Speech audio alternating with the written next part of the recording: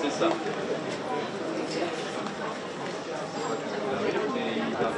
Il a le droit d'arriver en retard ou pas? Ouais, on peut arriver en retard, c'est 14h07. C'est suisse, c'est suisse. Il va pas avoir mon nom. On peut lui interdire la scène si il est pas là. Écoute, j'ai déjà vu que la session de ce soir de Saïd, il y avait 18h20 et 18h. J'ai un petit agenda et on va glisser. Alors moi, elle m'a déjà dit à 18h20 hier. Ouais, ok. Enfin, même avant-hier, quand on a passé mon badge, elle m'a dit... Oui, donc ça allait tout tard et ça a déjà eu.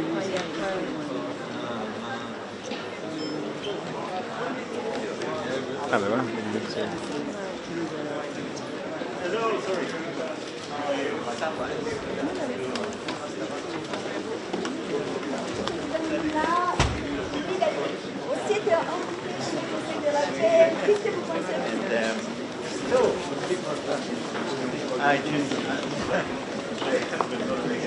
Je vois pas où là.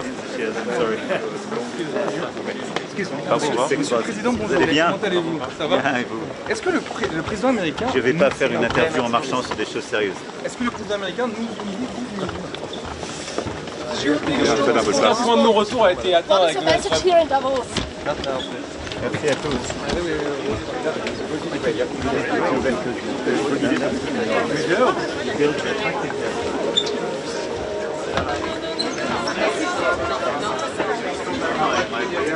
Les dialogues avec Trump ne sont pas possibles. Does Europe need a stronger response to America?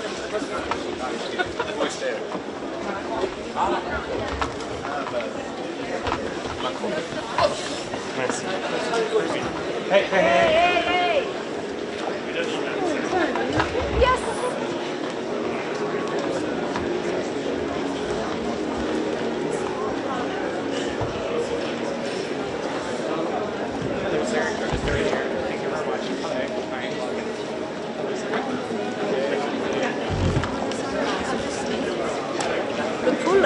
Vous avez besoin d'aller à l'intérieur?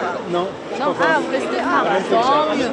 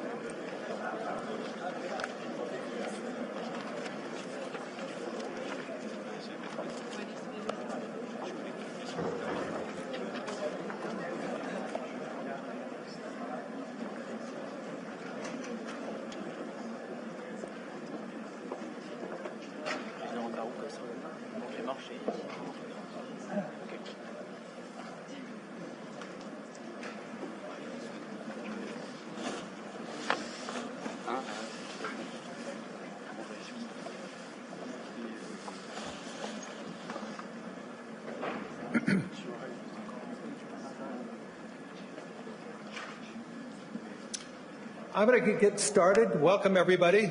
Mr. President, welcome. I've been visiting France for more than 50 years. I know I don't look it, but truly so. And over that time, I've been passionate about visiting France, understanding it, learning about it, learning from it. But mostly, I've been passionate about the debates we have related to the French economy, and importantly, the French's future of France. What's striking to me about these debates, the debates have actually changed. And the debates have changed over the last decade. Today, I think there's a broad agreement around one single idea, that economic growth matters. Economic growth, as it broadens, reduces polarization. I think that sounds obvious now about the need for economic growth, but not so long ago. It was still an open question whether competitiveness would truly sit at the center of France's economic vision. I think that question has been answered, and President Emmanuel Macron has been the key man driving that shift and answering that question. In fact, you could make an argument that no French leader has led his country at a more pivotal time since World War II. From the onset, President Macron has argued that France must strengthen itself. It must strengthen its defense. It must renew itself in its capacity to innovate, but also importantly, and maybe more importantly today than ever before, and remain engaged in the world. That perspective has defined his presidency and is one that is helping to shape the conversation, the needed conversation about Europe's future. Ladies and gentlemen, please join me in welcoming the President of the French Republic, Emmanuel Macron.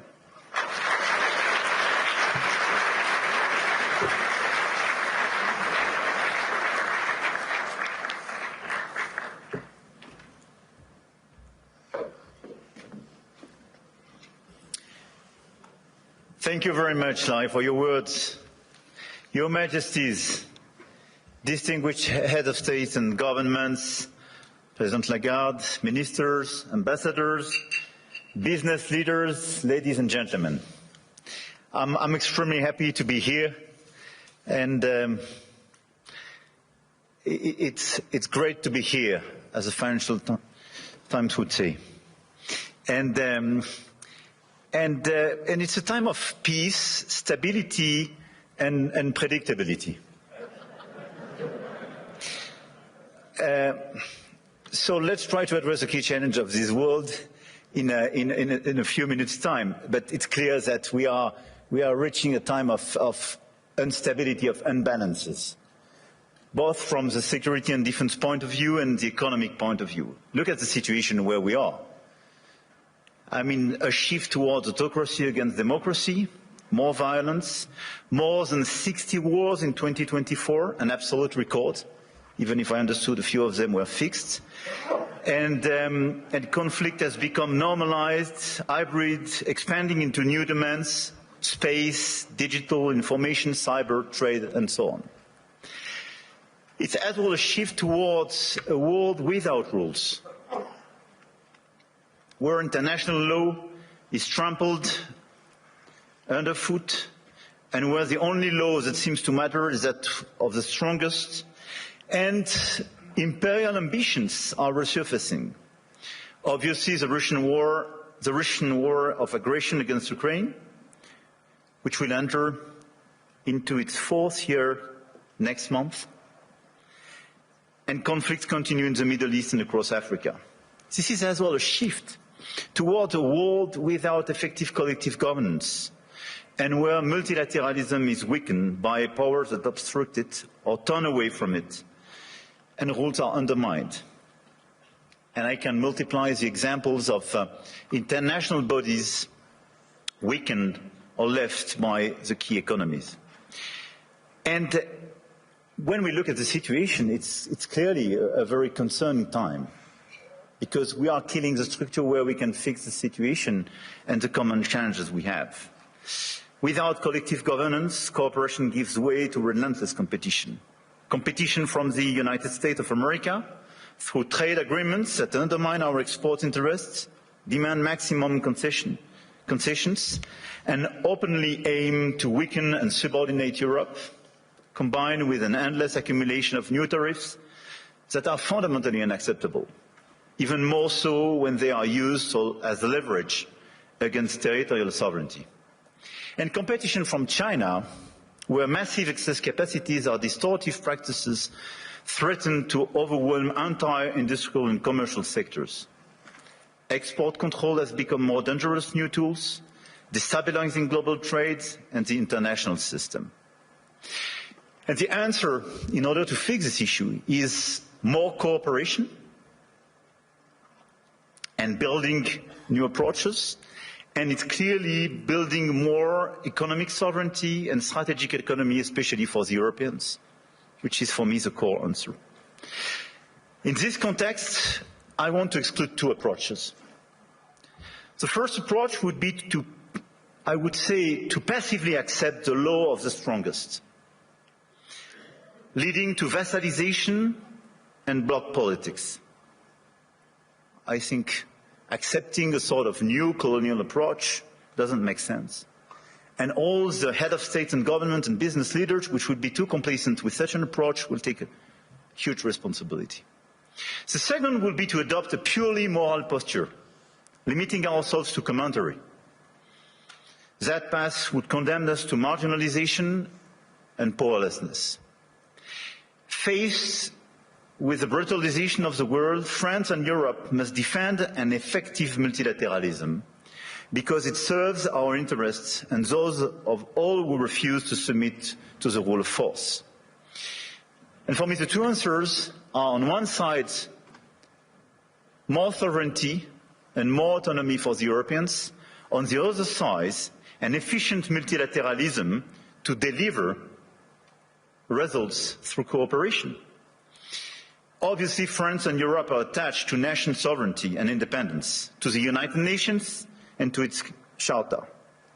And it's not an old-fashioned way to live multilateralism. It's just not to totally forget what we learned from the Second World War and remain committed to cooperation. And this is also because of those principles that we have decided to join the mutual exercise in Greenland without threatening anyone, but just supporting an ally and another European country, Denmark. Facing this order and this new situation, this year France holds the G7 presidency with a clear ambition to restore the G7 as a forum for frank dialogue among major economies and for collective and cooperative solutions. Trade wars, protectionist escalation, races towards overproduction will only produce losers. This is why addressing global economic imbalances is our key priority. And if we look at the situation, the current imbalances are due to some key phenomena, and we all have to deliver our own agenda. This includes American overconsumption, Chinese underconsumption and overinvestment, and European underinvestment and lack of competitiveness. And these imbalances are also reflected in development gaps, by the way, and we can no longer settle for aid that neither delivers sufficient result nor enables countries to escape poverty. So our objective through the G7 is to demonstrate that the world's major powers are still capable of reaching a shared diagnosis of the global economy and committing to concrete actions. Cooperating is not about blaming others. It is about assuming one's share of responsibility and contributing to solutions. So the objective of this G7 will be to build this framework of cooperation in order to fix the roots of these imbalances and restore efficient convergence and cooperation through multilateral frameworks. And the other objective is as well to build bridges and more cooperations with the emerging countries, the BRICS and the G20, because the fragmentation of this world would not make sense. Here, this point is for, I would say, the global agenda and how our G7 agenda. On the other side, we have the European answer. And for me, Europe clearly has to fix its key issues: the lack of growth, the lack of GDP per capita growth, And the three pillars of our strategy in order to deliver more sovereignty, more efficiency and more growth would be based on protection, simplification and investment. Because the diagnosis is well known, European competitiveness still lags behind that of the US, and in the current global order, facing precisely the Chinese approach, we have to react. So first, protection. Protection doesn't mean protectionism. But today's Europeans are too naive. This is the unique market open to everybody without checking level playing field. Nobody can access the Chinese market as people are accessing the European market for sure. But even if you take the US and a lot of other countries, the level of protection does exist for investment and trade.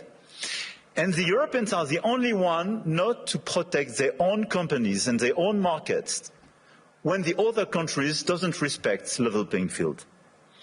This is why we have to be much more realistic if we want to protect our chemical industry, our industry, from the automotive sectors to a lot of others, because they are being literally killed by the lack of respect of a normal framework and level playing field. Europe has very strong tools now, and we have to use them when we are not respected and when the rules of the game are not respected, by the way. The anti-coercion mechanism is a powerful instrument, and we should not hesitate to deploy it in today's tough environment. We must also advance the principle of European preference. There is a North American preference in your market. There is no European preference today. We are progressively creating it, and in the latest documents and decisions taken by the decisions, we do have the first examples of that, but this is extremely good. And we are currently aligning closely with Germany to deliver an ambitious and simple framework. And this is a decisive project, and I count on the European Commission to present a proposal as well by early 2026 with the highest possible level of ambition in order to deliver, I would say, across the different sectors, the principle of European preference. This is a necessity. We must act on imports as well regarding this protection issue. And in the context of escalating trade tensions and Asian overcapacities, Europe must strengthen its trade defence instruments, including mirror measures to enforce the regulatory standards, and we must improve the quality and added value of foreign direct investments, targeting projects with strong export potential. And this is core for the rebalancing with China. China is welcome, but what we need is more Chinese foreign direct investment in Europe in some key sectors to contribute to our growth, to transfer some technologies, and not just to export towards Europe some devices or products which sometimes don't have the same standards or are much more subsidized as the one being produced in Europe. It's not being protectionist, it's just restoring this level playing field and protecting our industry. So from safeguard clauses to mirror clauses to European preferences and incentives for more FDIs, this strategy is absolutely key. And in parallel, protecting our economies will also require a resilient strategy on both imports and exports to de-risk supply chains, particularly for raw materials, rare earths, semiconductors, chips, and to diversify our trade partners. The second pillar of the European economy and the European strategy should be simplification. And when I speak about simplification, we started with CSRD, CSDDD, and we have to do much more on different sectors, and we did it during the past few weeks on automotive, and we have to do it on chemical, digital, AI, banking, and so on. And the core of this simplification is sometimes to get rid of some recent regulations when they desynchronize in a certain way the European Union in comparison with the rest of the world. But we have as well to accelerate the deepening of the single market. On all these sectors, the 450 million inhabitants and consumers market should be the domestic market of all the EU companies. It's not yet the case as long as you have complexities.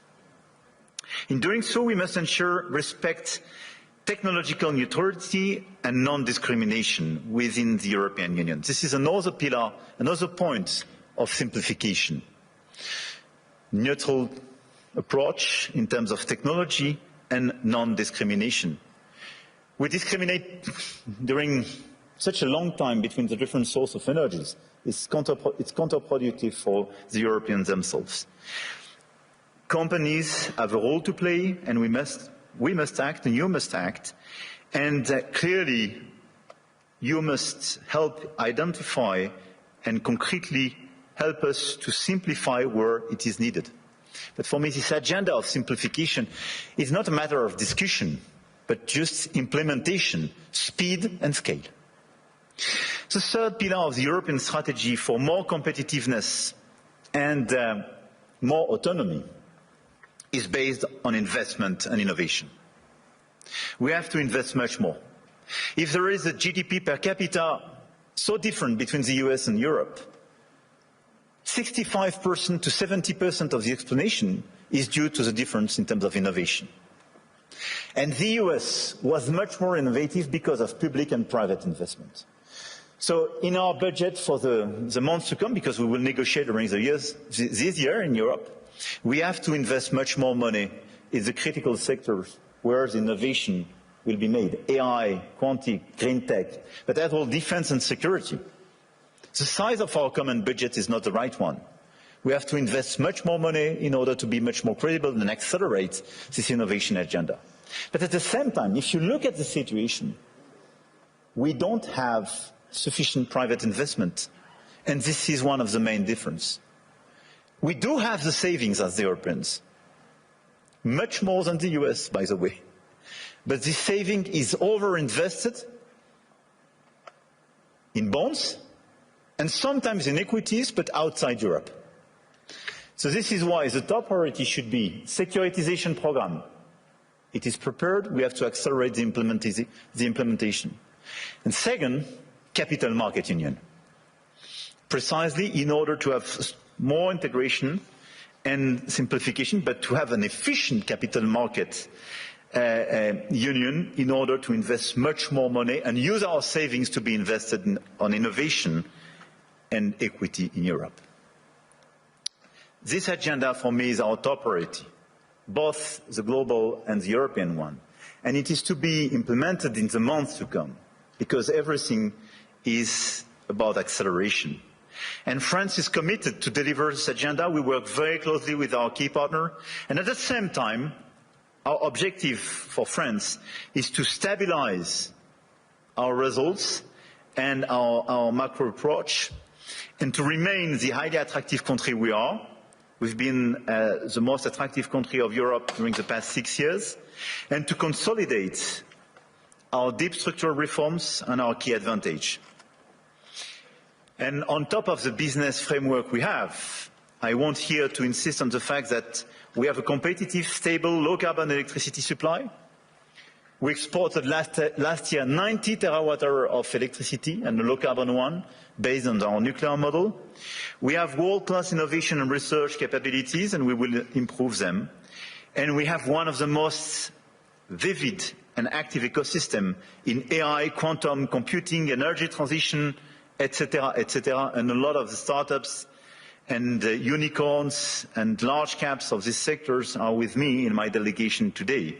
And on top of that, let me insist, and I will stop here, on the fact that we have a high-quality infrastructure and large market with strong purchasing power. And we have a place where rule of law and predictability is still the rule of the game. And my guess is that it is largely underpriced by the market. And beyond what you can do in terms of investment, what you can do in terms of strong ambitions, having a place like Europe, which sometimes is too slow, for sure, and needs to be reformed, for sure, but which is predictable, loyal, and where you know that the rule of the game is just the rule of law, it's a good place. And I think this is a good place for today and for tomorrow. So we will be committed during 2026 to try to deliver this global agenda in order to fix global imbalances through more cooperations. And we will do our best in order to have a stronger Europe, much stronger, and more autonomous, based on the pillars I just mentioned, and based as well, and we can revert in the dialogue, but on more investment and commitments on defense and security, because we have to invest much more and invest much more. Because we do believe, and here in the epicenter of this continent, we do believe that we need more growth, we need more stability in this world, but we do prefer respect to bullies, we do prefer science to plotism, and we do prefer rule of law to brutality. You're welcome in Europe, and you are more than welcome to France.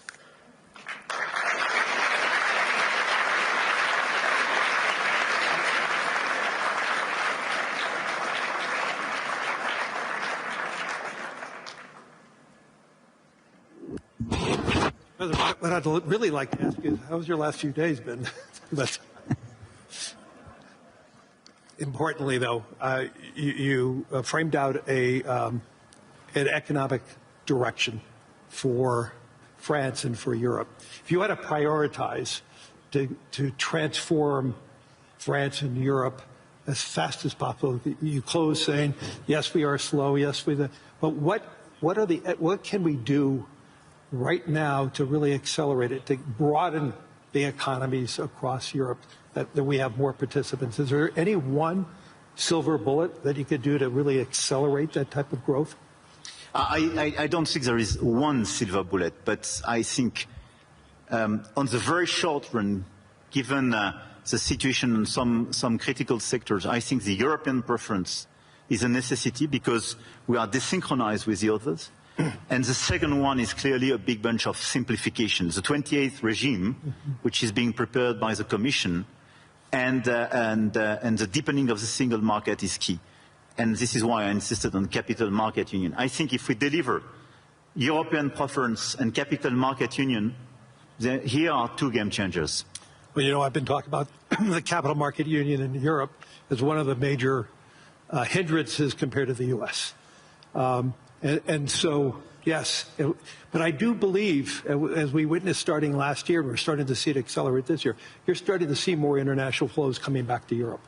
And so that is beginning, and so I do believe that will accelerate. But in terms of priorities, if you had to tell the Commission, what should they be more swift in terms of transforming Europe faster, so it can compete with the U.S., compete with Europe, and exceed China and Europe, China and the U.S.? Look, I think this is the discussion we have clearly with the Commission. We will have an informal summit in February focused on this topic. Everything was largely drafted by both Letta and Draghi's reports and is well known. I think the difference is that Draghi was before China surpluses vis-à-vis Europe. I mean, we should not underestimate the fact that 2025, for the very first time, $1 trillion. Yeah, China has such a surplus vis-à-vis the rest of the world, 1/3 vis-à-vis the US, 1/3 Europe, 1/3 the rest of the world. But it was $1 trillion. It was bigger than any other time. Yeah, and for the first time, the deficit between Germany and China was a trade deficit for Germany. And this is a game changer for Europe. So this is why, clearly for me, we have to fix this issue. And second, it's about the tariffs. So if I have to tell you what could change the game and our approach for all of us in the year to come, for me it would be a bunch of simplification with all this omnibus package for the Commission, sector by sector, European preference, capital market union, and dismantling of the tariff between US and Europe. Because in such a context, what doesn't make sense is to have tariffs between allies. Right. We have to fix the war in Ukraine. We have to help the Ukrainians to resist and find a sustainable peace. We have to fix prosperity in democracies. I mean, it doesn't make sense to have tariffs and be divided, and even to threaten now with additional tariffs. We can use the crazy thing is that we can be put in a situation to use the anti-coercion mechanism for the very first time vis-à-vis the US if they put additional tariffs. Can you imagine that? This is crazy. This is, I do regret that. But this is a consequence of just unpredictability and useless aggressivity. So what we have to do is to remain very calm, all of us. We have such an agenda with so many opportunities and so many challenges. So let's be focused on peace in Europe. Everybody should be focused to help the Ukrainians to have a sustainable peace. Level playing field and fixing the issues and these imbalances with China, because it's an issue for the Europeans and the Americans. And third, let's be focused on more competitiveness in Europe and this big acceleration, full stop. Throughout the sessions today, and I think during the week, AI is going to be the dominant conversation. And the question is, how does AI develop in Europe? I know there was one conversation already being held on that. What is your vision of AI for France specifically? Look, we are a strong believer, and 1 year ago we organized this AI summit in Paris, and we are one of the most vibrant ecosystems in Europe. We're really not in a recession, so 6.9%, calendar year 2025, 5.4%. I have called for getting that number down to 3% by the end of President Trump's term, and I think we're on the way. So you've been using that tariff money to pay down the deficit then? It feeds into the general account, and it's been a big part of it. And again, last year, the U.S. 10-year bond was down about 40 basis points. I believe France was up about 40 or 50. Germany was up 50 or 60. U.S. bond market had its best performing year since 2020. And again, back to your point that after liberation,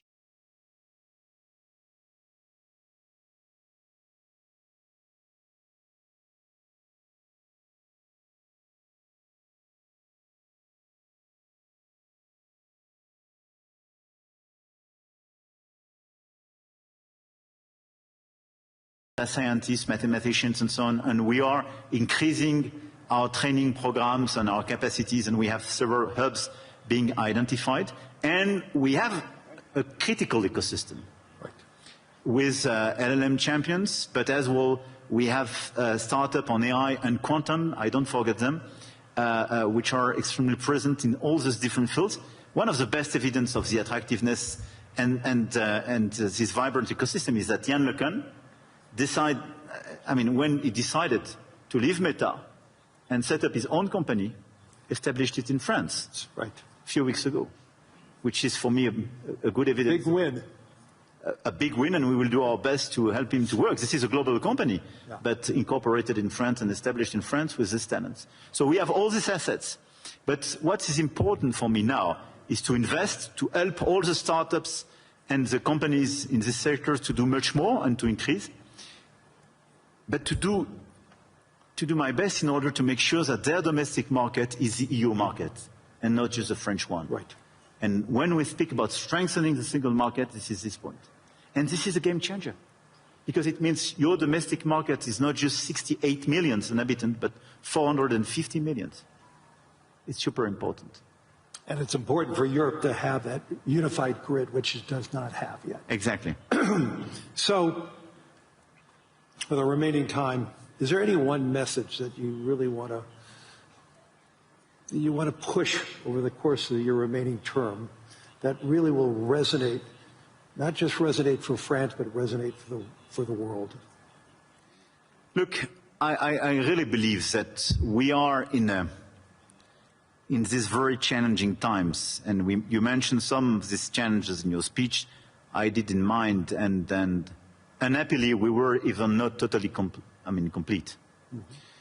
And at the same time, we see the level of investment in this world, in the current environment, and the ongoing revolution. This level of investment has no comparison with what happened during the past years, not to say decades. So my main message would be, let's not be shy. Let's not be divided. Let's not accept a global order which will be decided by those who claim to have I would say, the bigger voice or the bigger stick or the bigger one, I don't know. But let's focus on just common interests and common challenges. We know what we have to fix: growth, peace, climate. And we should not forget climate in this current agenda. We want peace, we want growth, we want climate. And investment, innovation, everything should be dedicated to fix these three issues. And in order to fix these three issues, let's focus on the key investments, the key innovation, but our ability to cooperate as well. And let's be clear, Davos was founded for restoring a global discussion, having a global discussion between business leaders, but as well governments and so on. A global discussion is a discussion where everybody is respected and where you provide an improvement and a way forward for every place and every people in this world. This is the only way to make it sustainable. And I think this is the right way to do. And even if this is less present in the global debate today, we should focus much more on this approach. More cooperation, and let's focus on our key challenge to deliver peace, prosperity, and decarbonization of our economies for our fellow citizens. This is our duty. As business leaders, as head of states and governments, and we have everything in order to deliver this agenda. Just let's be coordinated. Let's not waste time with crazy ideas. Let's not open Pandora box or new topics. And it's not a time for new imperialism or new colonialism. This is a time of cooperation in order to fix these three global challenges for our fellow citizens. Full stop. We ran out of time. I want to thank the President of the Republic of France, Emmanuel Macron, for his wisdom, but most importantly, for your humanity and your leadership. Thank you, Larry. Thank you, Larry. I appreciate it.